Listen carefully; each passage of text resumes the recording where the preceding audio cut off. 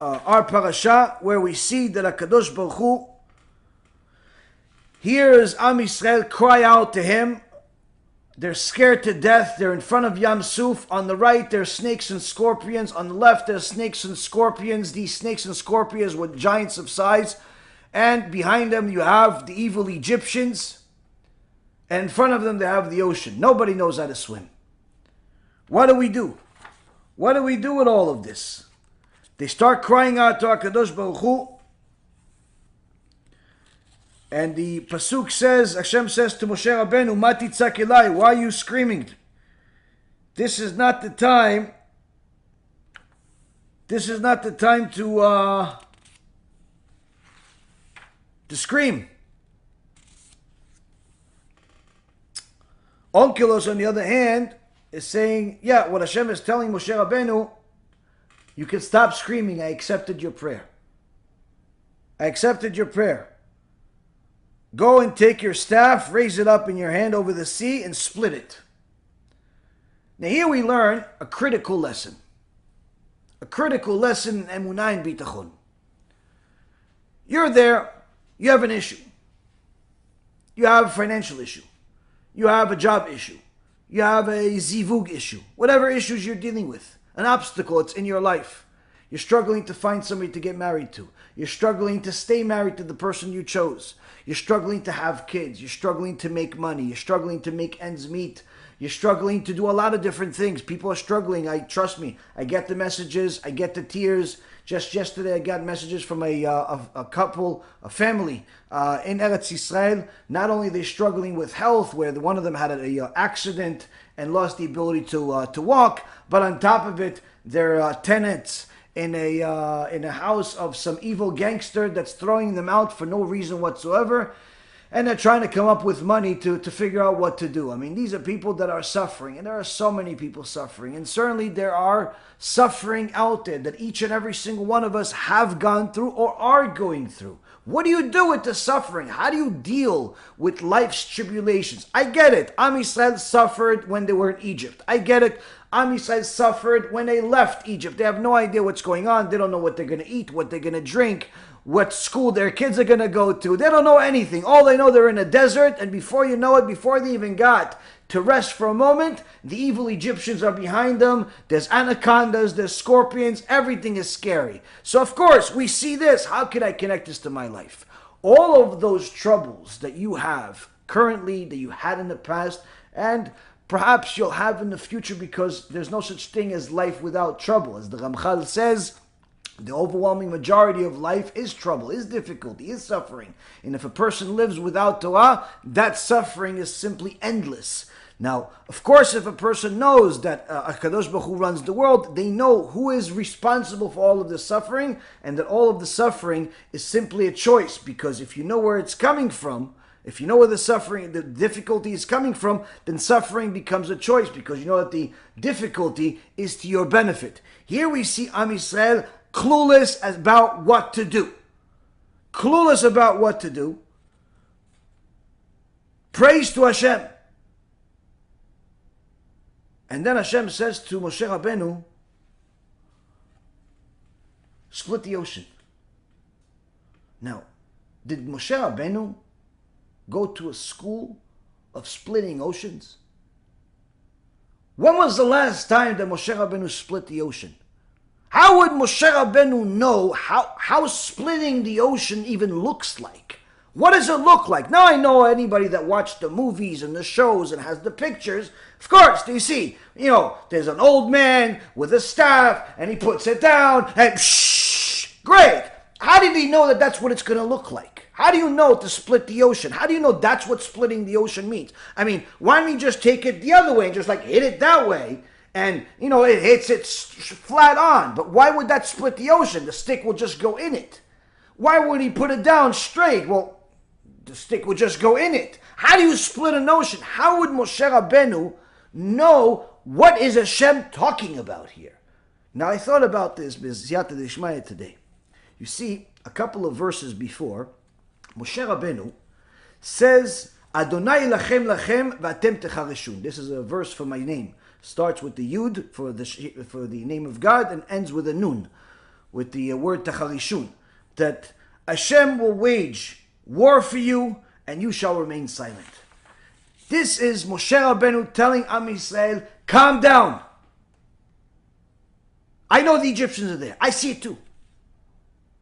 I know they're going to kill you. I see it too. I know there's an ocean right here. I'm here. Anacondas, scorpion, I got it. Calm down. HaShem will fight your war.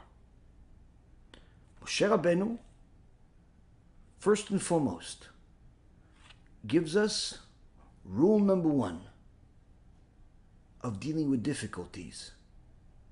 Have enough emunah that HaKadosh Baruch Hu is watching and is monitoring every single situation, including this one. And he is the one that signed off on this situation happening to you. So stop acting as if you're the only one in the world suffering. As if this is the first time this thing happened. As if the world is going to end. Relax. God's watching. If he's watching, surely there's a positive reason of why this is happening. Don't lose yourself. Even when it's easy to justify losing your mind. Calm down.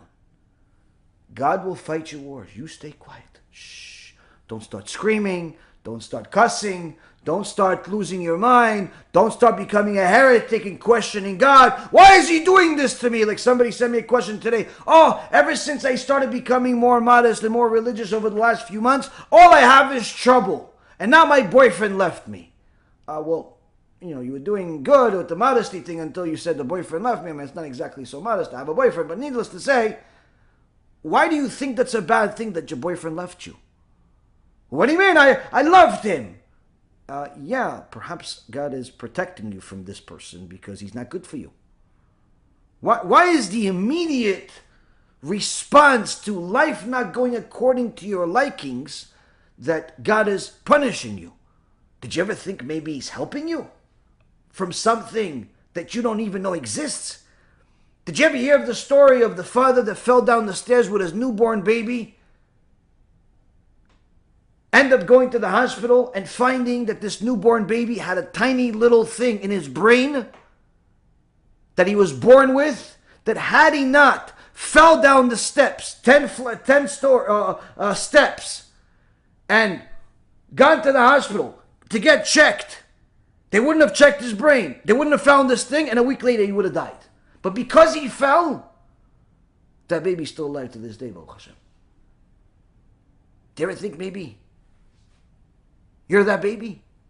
Do you ever think that trouble that you have, God's doing it because it's for you, for your benefit? Yeah, but it hurts. Everything good in life has a little pain in it. Pain is necessary in order for you to achieve something good. You want to give birth? That's not fun. Not the pregnancy or the labor or the delivery. And guess what? Neither is raising the kids. But you do it anyway. Why? Because you know it's worth it. You know it's worth it. Working is not fun. Who wants to work endless hours for some people that are ungrateful? Always feel underpaid, always feel challenged for no reason. Who wants to do it? Nobody. But yet you do it. Why? Because there's a benefit. And it makes it worth it.